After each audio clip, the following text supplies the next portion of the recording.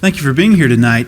If you take your Bible and open to the book of Proverbs, we're going to be studying there tonight as we consider another lesson from our Bible for Kids series. We've been doing this each month, and last month, because of some unexpected travel, my schedule got thrown off. So if you thought we just talked about the Bible for Kids, it's because we did. We got to get caught up. So we've been doing this series on the second Sunday, typically, but as I said, we got off. But it works out because today the kids were talking about Proverbs.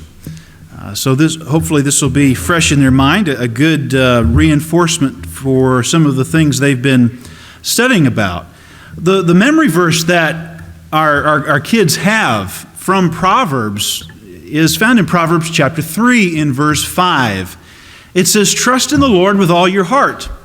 Do not depend on your own understanding." That's a great text for our kids to learn. It expresses a very important truth. For those of us who are older as adults, it's critical. It's a critical reminder for us. It gets to the idea of what we're building our lives upon. And so we'll talk about the meaning and the implication of this text here this evening. The first 2 points I want to make, though, have to do more with some introductory information about the book of Proverbs itself. And the last 2 points that we'll consider come from the implication of this text. So to begin with, we'll talk a little bit about Proverbs. Of course, Proverbs primarily is written by Solomon, who is understood to be really the fountainhead of Israel's wisdom literature, as we have in the Scriptures. Do you remember the story of Solomon at the beginning of his rule, where God tests him? God tests him, and maybe you don't think of it as a test, but that's generally how that event is understood. And God asks him, what do you want? I'll give you whatever you want as you begin to rule your kingdom. And of course, as a reader, we're amazed by that at the prospect of being able to as if wishes are being granted to Solomon, and in our minds can sort of run wild about what we might ask God if God said, "Hey, I'll give you whatever you want." That's not quite what's happening. God is more interested in what Solomon going to ask. I mean, if you really could ask something from God as directly as Solomon was able to do. And of course, Solomon asks for wisdom. He asks for wisdom. We might say that in that request it demonstrates that Solomon was wise beyond his years as he begins his rule as king. He recognized the great need for wisdom that a king would need to rule the kingdom well. Of course, he had been brought up in the house of David and knew a lot about the responsibilities, the perils of leadership, and is very concerned that God would guide him. And of course, that certainly was the desire of his father, that God would guide him as he begins to rule Israel. So God gives him wisdom, and in addition to that, of course, blesses him with riches. But the Proverbs are short statements that express a general rule. The way the book is laid out is that there is a series of, I believe, about 4 speeches that are contained in the opening 6 chapters of the book. And then after that, there are just hundreds of these short statements that express a general rule. And Proverbs, we're familiar with Proverbs. We've all grown up hearing all kinds of short statements that express a general rule. Something like a penny saved is a penny earned. And when you hear a proverb, it makes you think. It makes you think. And so it's important to recognize how that bears itself out. Proverbs are not promises.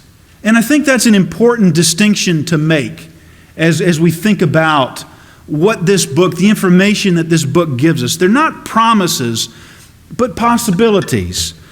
So, of course, you think, for example, Proverbs 22 and verse 6, it says, "Train up a child in the way he should go. Even when he is old, he will not depart from it." Oh, this series of studies is about looking at truth to help train our children. Is that a promise? That's not a promise, that's a general rule. There are exceptions to the rules. The best trained child can go their own way and rebel. And sadly, many have. But this is indicating the value, the importance of a child being brought up in a godly way by godly parents. So, receiving and implementing God's wisdom is very, very helpful for us learning how to live and to live well.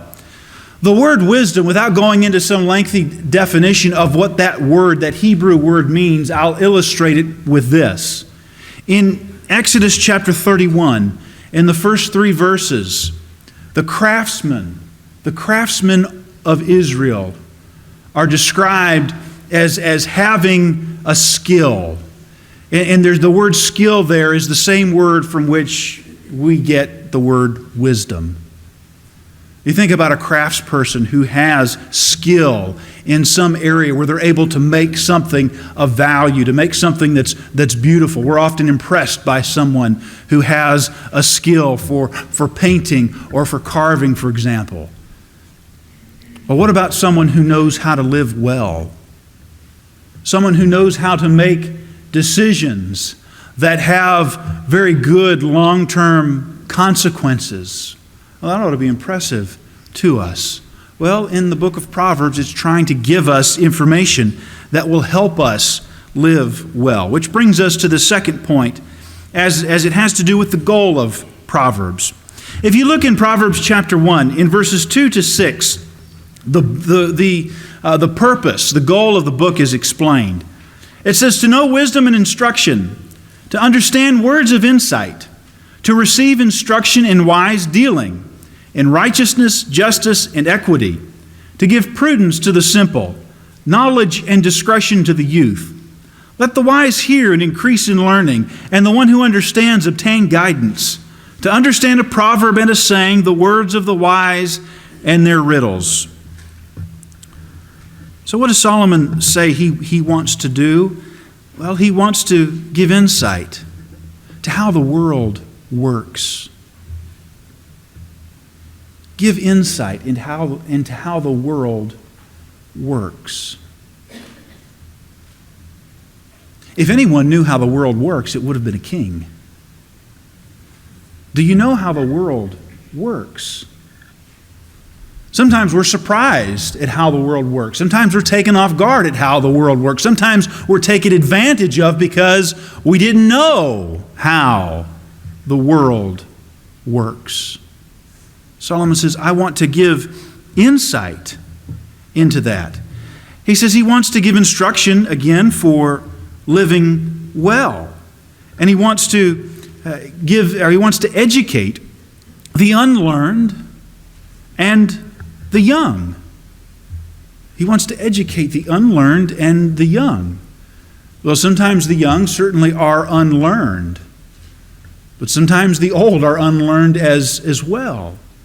He uses this idea of someone who is simple in their understanding. They lack understanding. They don't know how the world works. Well, if you don't know how the world works, you're going to get hurt. You're going to get taken advantage of.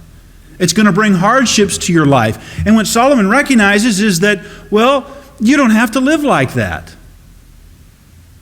If you learn about the world, if you learn about the dangers and the pitfalls of life, well, you don't have to go into the pit. You can go around the pit. I'm from the north, and in the north there are potholes. And I can tell you, you don't want to hit a pothole when you're driving down the road. If at all costs you want to avoid the pothole, otherwise you could crack the rim of your wheel.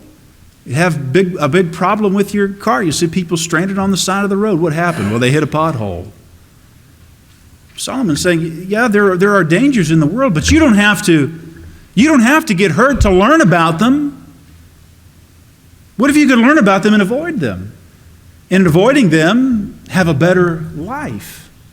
That's what Solomon wants. Of course, that's what we want as parents for our children, right? Parents, we know, we've learned how the world works. We know where the dangers are, where the pitfalls lie, and we want to warn our children. And so Solomon tries to do that in his writing. A little while later in the first chapter, he describes the wisdom of a mother and father to the son, as the wisdom will be like a necklace. It'll be like jewelry. It'll make your life beautiful. It'll give you a good life if you heed the instruction. So that's a little bit about Proverbs and the goal of Proverbs. If we return our attention, though, to our text in chapter 3 and verse 5, where he says to trust in the Lord with all your heart, do not depend on your own understanding. I want to talk about this text in reverse order. I want to talk about the limits of our understanding. The limits of our understanding. This text in chapter 3 and verse 5 indicates the limits of our understanding. He says, don't depend on your own understanding. As a matter of fact, Solomon in Proverbs is assuming the limits of human understanding. That's the framework. There must be an acknowledgement by, well, in the instance of the book, by the young person, that there's much that they don't know and that they need to learn. For example, in verse 7 of Proverbs 1, it says, the fear of the Lord is the beginning of knowledge. So Solomon is assuming that there is some information that a young person needs to receive as they start out in life. Now, if you could convey one piece of information to a young person, what would you tell them? That's sort of how I look at verse 7. He's saying, here's the most important truth, the most important principle a young person needs to learn, needs to receive, and build their life upon. He says it's the fear of the Lord is the beginning of knowledge. Fear of the Lord, of course, has to do with reverence for God, a reverence for Him. There's an awe that we should have toward Him, a respect that we're to develop for Him. Reverence and awe and respect, it leads us to a place of humility. And quite frankly, it is only the humble who can truly learn in life. And so it is that the humble can receive the instruction of this book to learn how to live wisely before God. The fear of the Lord being the beginning of knowledge also indicates a certain moral understanding, a moral mindset. The mindset being that God is in the position to decide what is good, what is right, and what is acceptable, and that we are not. We're going to decide to listen and follow and obey Him. So how would we describe the limits of our understanding? How would we describe the limits of our understanding? I'm sure to those who are older, we could have a conversation about the limits of our understanding because we've confronted them. We've confronted them in life. We've learned where they are and how to cope and to adjust. One of the limits of our understanding is that what we know or what we think we know, what we think we understand, could be clouded by pride. He says, don't depend on your own understanding. Why? That's what young people always want to know anyhow, isn't it? You tell them something, well, why? Why shouldn't we depend on our own understanding? Well, it could be clouded by pride. We struggle as people thinking that we always know what is best, that we know what is better. Sometimes we make decisions that we think are good decisions that will serve us well, but are the result of ego. And the result of our decisions is that, well, we hurt other people. We can make decisions that alienate other people. In Proverbs chapter 11, in verse 2, it says, when pride comes, then comes disgrace. But with the humble is wisdom. Proverbs, and quite frankly, the Bible generally is filled with warnings against the dangers of pride. Pride stands right at the foot of everything that is harmful to us. When John, he writes about how would you characterize the world? What's in the world? He indicates pride. Pride is a basic way in which the devil gains a foothold in our lives. In Proverbs chapter 16 and verse 18, he says that pride goes before destruction and a haughty spirit before a fall. You think about for a moment the kinds of things Solomon witnessed in his life. Pride goes before the fall. Solomon didn't have to look beyond his own family to see that the principle of that rule play out right in front of him. Pride goes before the fall, warning us about the dangers of that. Our understanding could be clouded by pride. Another limit of our understanding is that our understanding could be corrupted by desire. We think we know what's best. We know what we need. We know what we need. Do we know the difference between a need and a want? A need and a want.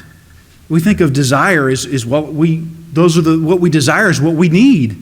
The things that are going to fulfill our lives, the things that are going to give our lives meaning, the things that perhaps are going to fix us. We know what those things are, and so we go running, pursuing those things. When in fact, what we're pursuing is only going to make us empty, hurt us. Our understanding, don't depend on it, he says. Don't depend on your own understanding. It could be corrupted by desire. You think of the lust of the flesh, the lust of the eyes, covetousness.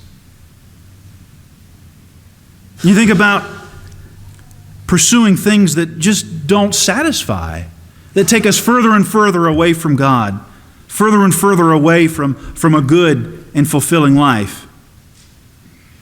Certainly thinking about desires, there are explicit warnings. There are explicit warnings in Proverbs about the dangers of fornication, the dangers of adultery. Again, very explicit things that Solomon writes about in chapter 5 and in chapter 6, warning the young about the dangers of fornication and adultery and the consequences of those things. You see, one of the things that we struggle with in lacking wisdom is we can't see the consequence. We see what we want, what we think we need, but we don't realize what's going to happen. We lack the foresight. Solomon starts laying it all out. He talks about the shame and the disgrace that comes along with it. He talks about the dangers of fornicating with another man's wife, and warning about how men have been killed for that kind of thing. That's some of the pitfalls, some of the dangers that exist in the world.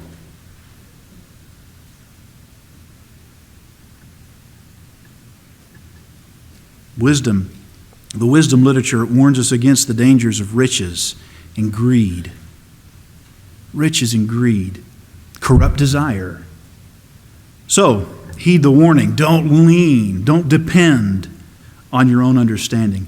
Thirdly, finally here, a limit of our understanding is that our understanding could just be misguided by ignorance.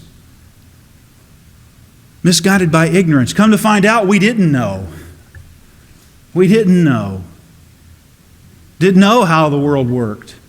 Didn't know that could happen. Ignorance is a very strong word, and I've cautioned people before. You want to start a fight, call somebody ignorant. Ignorance is just not knowing, and ignorance can be dealt with, right? We can deal with ignorance. How do you solve ignorance? Well, through teaching. Through teaching. through educating. That's what the goal of Proverbs is to educate the unlearned and those who are young. This being misguided by ignorance can sort of show itself in an experience gap. An experience gap. Young people don't have experience. And because they don't have experience, they don't have wisdom into the things of life. And that's not their fault. That's just the way it is. When you're young, you lack experience. In time, you gain experience and can draw on that in making decisions. Well, what do you do in the meantime? What do you do when you lack experience, when you don't know? Well, you go to the wisdom literature. You go to Proverbs. You go to your parents. You go to those who are older, who are wise and experienced in the world. And you seek their guidance and instruction as you think about your life and how you're going to make decisions. Sometimes, as it relates to being misguided by ignorance, is sort of a subtle thing. Young people can perhaps know the right answers. Sometimes young people can know the right answers. I mean, you can talk to your children about any number of things, and because you've taught them, they know the right answers, but they lack the maturity, the development, the maturity to implement those right answers in their lives. Maybe sometimes as parents we can become a little too trusting of our children because we think, well, they've been taught, they've got the right answers. They may have been well taught, and they may have the right answers. And you can read Proverbs 1, and it warns against running with the crowd, going along with friends who really aren't your friends, who are going to harm you. And yes, your children can know we know exactly what that means, but given the first opportunity to go run with their friends into all kinds of trouble, they go headlong into it. That's inexperience, that's immaturity. It's being misguided by ignorance, not really realizing the consequence of how things play out in real life. So, if we want to be wise, we need to acknowledge the limits of our understanding, which again requires a great amount of humility. But in learning and acknowledging those limits, though, we can begin to grow and gain insight and wisdom, trusting the Lord with all our hearts. Ultimately, that's what Solomon wants for his son as he writes this book. It's what we want for our children. I know that's what Timothy's mother and grandmother wanted for him.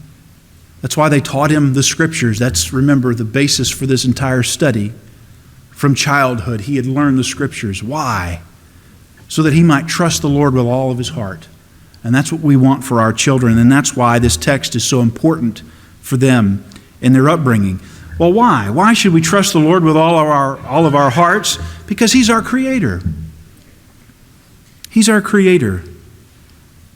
You remember that famous line from Solomon, Ecclesiastes 12 and verse 1, to remember your Creator in the days of your youth, before the evil days come and the years draw near in which you'll say, I have no pleasure in them.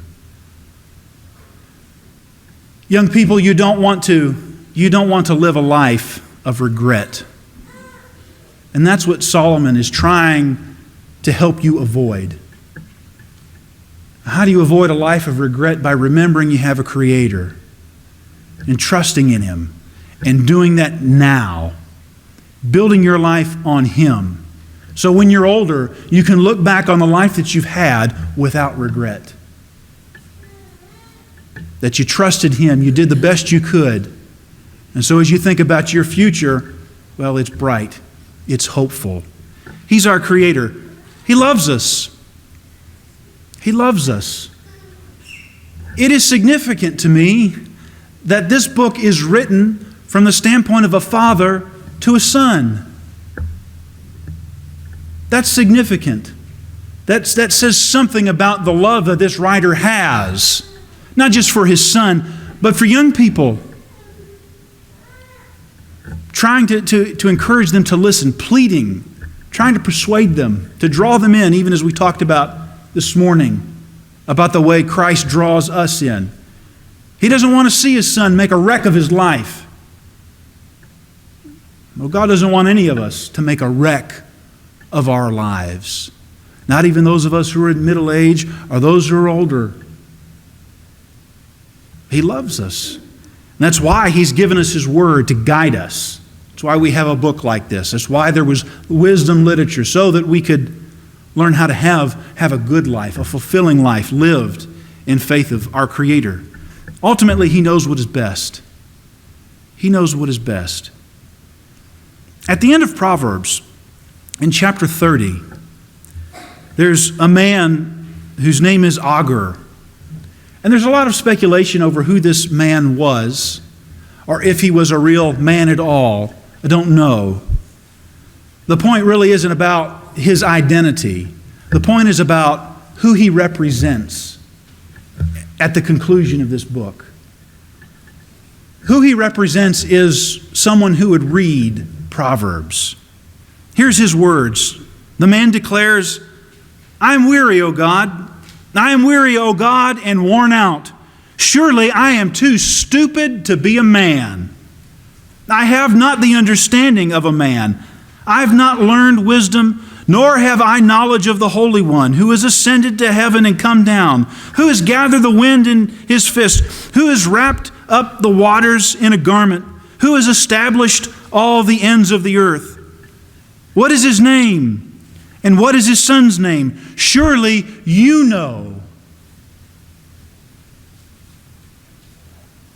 Agur represents the kind of person who's going to seek out wisdom in their life. He's humble enough to acknowledge what he doesn't know. But what are you going to do? What hope do you have if you lack understanding? He goes to God and says, "Surely you know.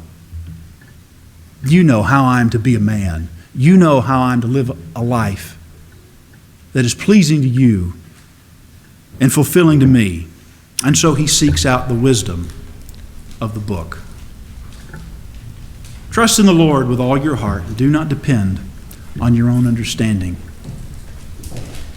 A basic but essential truth that captures the faith and love that we're supposed to have toward God, His Word, His instructions as we go through life. I appreciate your attention tonight.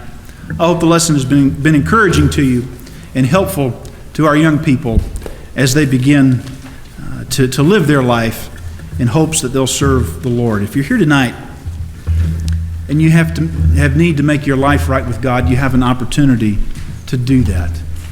If as a child of God you need to seek restoration tonight, and you want to turn away from sin and seek God's forgiveness through the prayer of the saints, the opportunity is yours. If we could help you be saved tonight, we'd ask you to come forward and make your request known as we stand and sing.